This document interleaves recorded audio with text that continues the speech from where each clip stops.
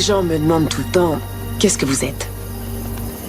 Et je réponds, je suis actrice, mais aussi blogueuse et bonne cuisinière. Et une adepte inconditionnelle des listes et des petites notes.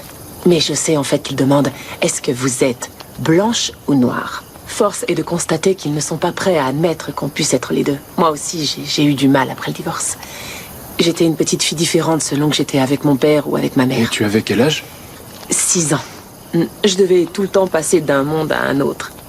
Et mes parents ont essayé de faire de leur mieux. Je me rappelle, une année pour Noël, mon père a déposé sous le sapin 2 poupées. Une blanche et une autre noire, à l'image de notre petite famille. Aujourd'hui, je suis extrêmement fière de la femme que je suis. Je suis inclassable et j'aime ça. Mais quand j'étais petite, ça a été vraiment très dur. Tu dois me trouver trop sérieuse, je suis désolée. Non. Tu veux qu'on soit sérieux? Essaie d'être blond vénitien en Angleterre. Blond vénitien? Être rouquin. Oui. Ouais. Alors, pourquoi tous les films d'Harry Potter sont irréalistes? Pourquoi? Parce que le rouquin a 2 copains.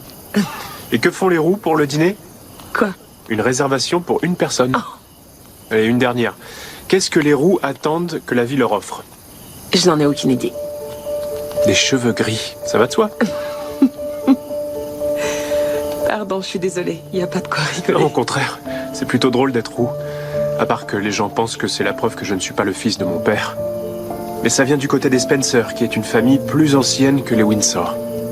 Donc en fait, c'est mon père qui a gagné du galon en se mariant. Il y avait beaucoup de tensions entre leurs familles. Eh bien, je dirais que je sais ce que ça peut faire d'être ballotté entre 2 parents qui ont des façons très différentes de vivre. Et de me faire mitrailler par les paparazzi pendant que ma mère me consolait. Ouais, ça aussi je connais. Oui, je me rappelle, leur divorce faisait la une des tabloïds.